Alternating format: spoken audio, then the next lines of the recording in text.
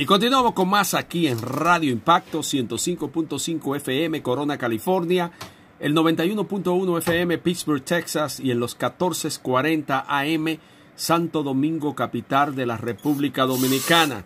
Y en estos momentos seguimos con el mensaje en nuestros estudios bíblicos del libro de Apocalipsis y vamos por el capítulo 4, versículos 2 y 3. Y vamos a dar lectura a esta palabra e entrar de inmediato al mensaje que Dios tiene para contigo y para mí en estos instantes. Y continuamos con más, así que vamos a orar para dar inicio al mensaje de la palabra en estos momentos. Amante Dios que estás en el cielo, te damos gracias porque tú eres Dios y porque para siempre es tu misericordia. Bendice nuestras vidas, habla a la necesidad que hay en nuestros corazones y háblanos, edifícanos, Señor. En el nombre del Padre y del Hijo y del Espíritu Santo te damos gracias. Amén y amén. Y dice la palabra del Señor en Apocalipsis en el capítulo 4, versículo 2 en adelante hasta el verso 3 de la siguiente manera. Y al instante yo estaba en el Espíritu y he aquí un trono establecido en el cielo y en el trono uno sentado. Y el aspecto del que estaba sentado era semejante a piedra de jaspe y de cornalina.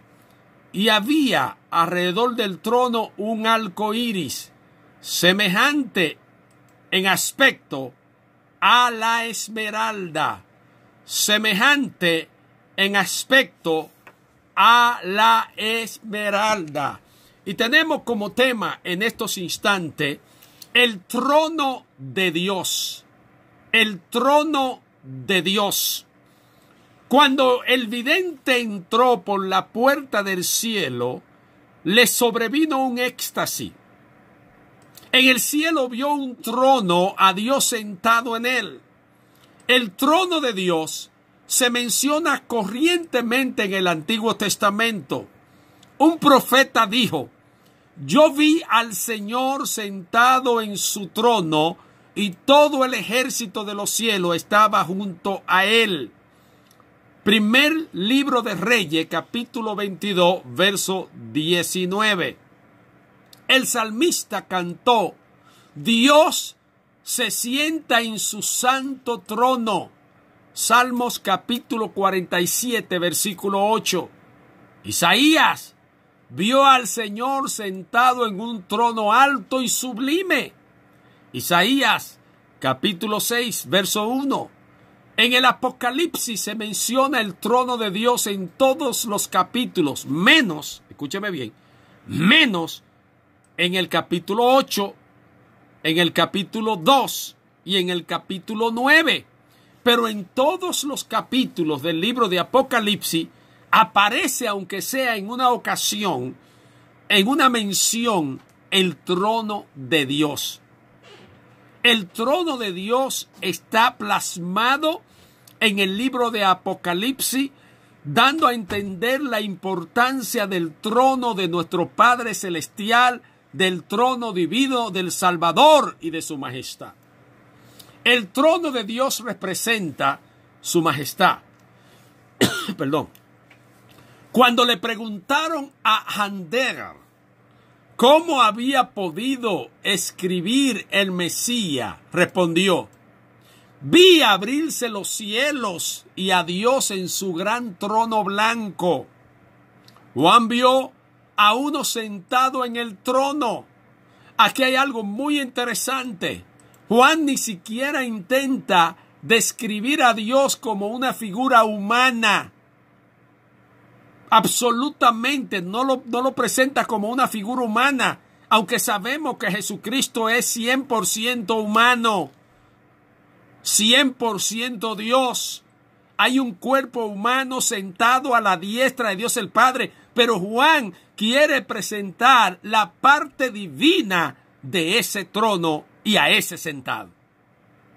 Como dice Sweet, evita rigurosamente los detalles antropomórficos. Juan aquí Describe a Dios en un relámpago de colores como de piedras preciosas, pero no menciona ninguna clase de forma, como Dios se ha venido manifestando en muchas ocasiones, como usa Dios, por ejemplo, el brazo, la mano de Dios, la lengua de Dios, el oído de Dios, los ojos de Dios. No usa ninguna forma antropomórfica, sino que presenta a Dios en su propia divinidad. Tampoco usa a Dios en forma de teofanía, como el caso que encontramos en el Antiguo Testamento de Melquisedec.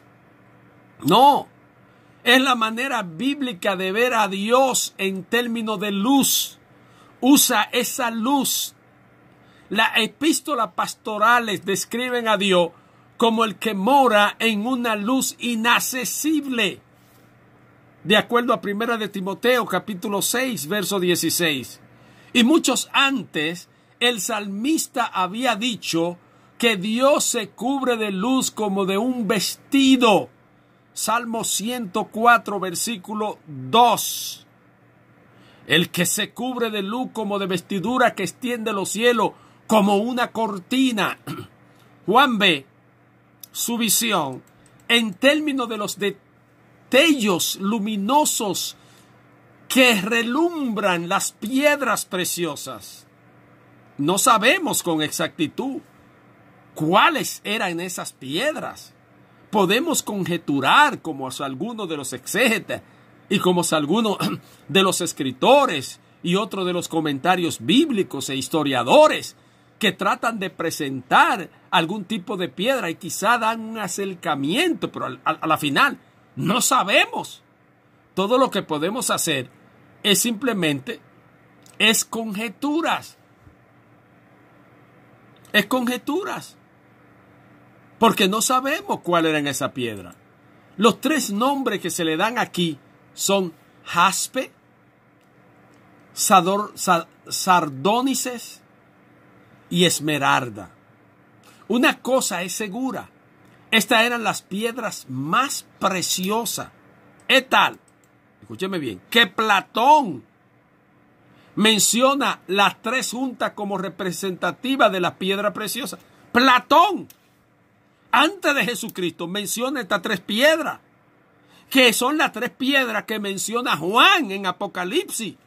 Entonces quiere decir que estas tres piedras tenían un significado ya de antemano en la humanidad conocida de entonces y antes de Jesucristo. Que Platón hace mención de ella. Formaban parte del rico atuendo del rey de Tiro. Ezequiel la menciona en el capítulo 28, verso 13, hablando acerca de Satanás simbólicamente, usando al rey de Tiro, antropomórficamente usando este término aquí. Y dice así: en Edén, en el huerto de Dios estuviste, de toda piedra preciosa era tu vestidura, de cornerina, topacio, jaspe, crisólito, berilo, ónice, de zafiro, de carbunclo, esmeralda y oro, y los primores de tus tamboriles y flautas estuvieron preparados para el día de tu creación.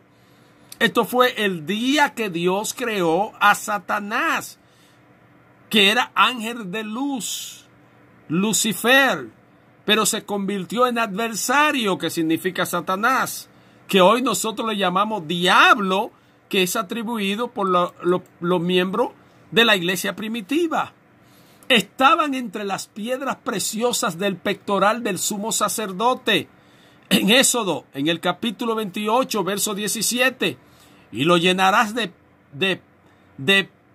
pedrería en 4 hileras de piedra, una hilera de piedra sárdica, una de topacio y un carbunclo, y entre las que formaban el simiente de la santa ciudad. En Apocalipsis, en el capítulo 21, verso 19, dice: y los cimientos del muro de la ciudad estaban adornados con toda piedra preciosa. El primer cimiento era jaspe, el segundo zafiro, el tercero ágata, el cuarto esmeralda. Encontramos todas estas piedras preciosas en los diferentes atuendos y lugares, tanto en los lugares paganos como en la representación divina. El ser humano siempre ha estado a esta preciosura de piedra.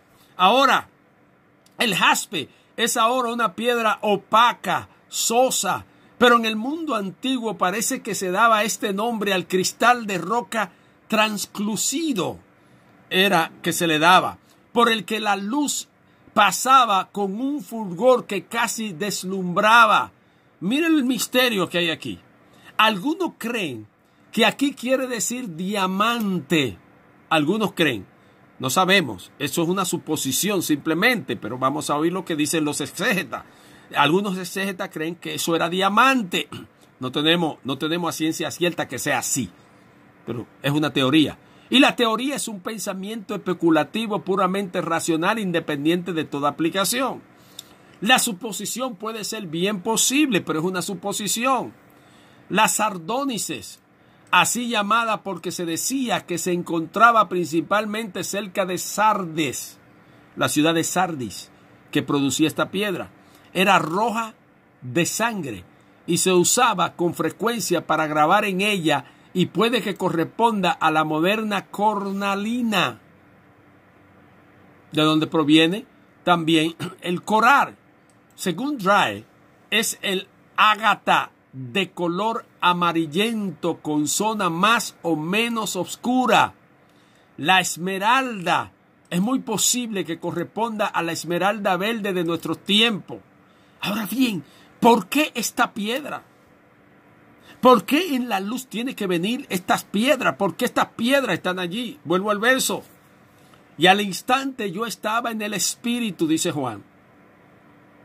Y he aquí un trono establecido en el cielo, y en el trono uno sentado, y el aspecto del que estaba sentado era semejante a piedra de jaspe y de cornalina, y había alrededor del trono un arco iris semejante en aspecto de la esmeralda. Pero ¿cuál es el propósito de esto? La visión que tuvo Juan de la presencia de Dios era como un destello cegador de un diamante al sol, con el brillo deslumbrante del rojo sangre al sardonices, y brillaba a través de ambos el verde más descansado de la esmeralda, porque sólo así podía el ojo humano soportar la visión. Escúcheme bien lo que quiero decir. Si estas piedras no aparecen, lo radiante que es ese trono, la gloria de ese trono, tenía que verse a través de esas piedras preciosas. ¿Qué significa esto? La piedra preciosa estaban en el pectoral del sacerdote, hemos dicho antes. Dice el apóstol que Dios habita en una luz inaccesible.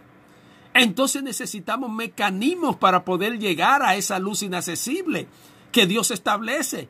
Y en este caso, las piedras preciosas. Si enfocamos una de ellas, el diamante se pule con el mismo diamante. Es decir, que nuestra vida espiritual tiene que ser pulido unos con otros. Por esa razón dice la Biblia que Dios puso a hombres y mujeres en el desierto juntamente con su pueblo extranjero para probar su fidelidad. Tú tienes que ser probado, y yo también. Somos probados con gente que Dios nos pone en el camino para probar nuestra fidelidad, para pulirnos unos a otros. ¿Cómo puedo decir que yo amo a Dios y no amo a mi prójimo? Entonces Dios tiene que mandarme un malvado que esté al lado mío para que me haga mal, para que yo pueda amar a ese malvado y así poder amar a Dios, porque si no amo al malvado que veo, no puedo amar a Dios al cual no veo. Dios tiene que mandarme un hombre, una mujer para que me haga la vida imposible, para que me desgracie, para que pueda tener fe y confianza en Dios. Por eso es que el diamante se pule con el diamante. Y yo me pulo con la gente malvada que Dios me envía para pulir mi carácter y mi aspecto espiritual con Él. Por eso, para yo poder ver ese trono y esa luz, necesito el diamante.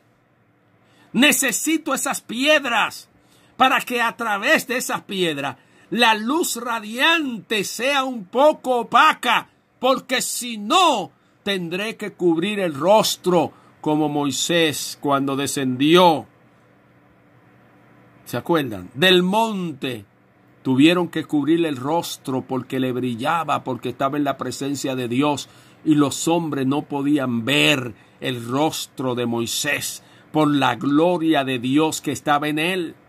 Imagínate si ese era el rostro de Moisés. ¿Cómo sería la presencia de Dios? Es imposible verla, al menos que estemos purificados, al menos que seamos santos. Solamente los santos verán a Dios. Solamente el hombre bueno, solamente el hombre arrepentido, solamente el hombre convertido, solamente el hombre que ama a Dios. Nadie podrá ver el trono de Dios al menos que atraviese por lo que Dios nos ha dado y por donde nosotros tenemos que atravesar, mi amigo. Y para poder ver el rostro de Dios tienes que conocer a Cristo. Tienes que buscarle, tienes que quererle, tienes que acercarte a Él con el corazón y amarle. Porque si confesares con tu boca que Jesús es el Señor y creyeres en tu corazón que Dios le levantó de los muertos, serás salvo. Es de la única manera. ¿Quién se sentará en su lugar santo? El limpio de mano y puro de corazón. El que no ha entregado su corazón a cosas vanas. Esos son los que van a ver a Dios. Y será aprobado. Y será purificado con el propio diamante. Es fácil serle fiel a Dios en un desierto, donde no hay nadie, donde tú no estás siendo tentado de la ambición, de la vanidad. La gente se va de la ciudad porque hay mucho pecado. Se van donde hay corrupción porque hay mucha corrupción y salen corriendo. No, ahí es que Dios te quiere para que le predique esos corruptos. O no puedes tú superar esa etapa ahí. ¿Tiene miedo? No puedes tener miedo porque Dios está contigo.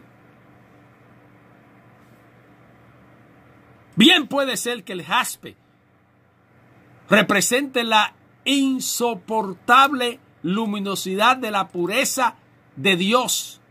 Las vetas como de sangre de la sardonices, su justa ira, y el más benigno verde de la esmeralda, su misericordia. También eso puede significar eso. Gracias a la cual podemos mirar su pureza y su justicia al mismo tiempo, su bondad, su misericordia, su pasión y su amor para con nosotros. El Dios eterno, el que nos ama.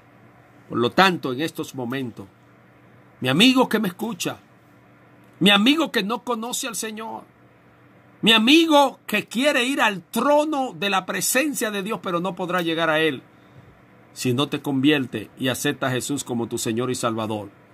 Y en estos momentos yo quiero invitarte. Quisiera tú abrir tu corazón a Dios.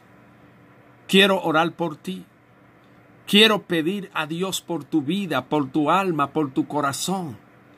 Quiero pedir a Dios que te perdone como me ha perdonado a mí y a otros como yo, pecadores, malos, perversos. Y sigue perdonando mi perversidad y mi pecado. Ese Dios de amor te quiero presentar ahora en estos momentos. Solamente tienes que confesar a Jesús como tu Señor. Y te invito a que lo haga ahora mismo. Repite esta oración conmigo para que confieses a Jesús como tu Salvador. Señor Jesús, en estos momentos reconozco que soy pecador y que necesito de ti. Señor, sálvame. Señor, perdóname. Señor, inscribe mi nombre en el libro de la vida. Señor, yo te acepto en estos momentos porque soy pecador y necesito de ti y de tu gracia. Por Jesucristo. Amén. Si ha hecho esta oración conmigo, te pido que me llame al 951 al 737-1717. Muchas gracias. Te habló el doctor y pastor Andrés Serrano. Que el Señor te bendiga.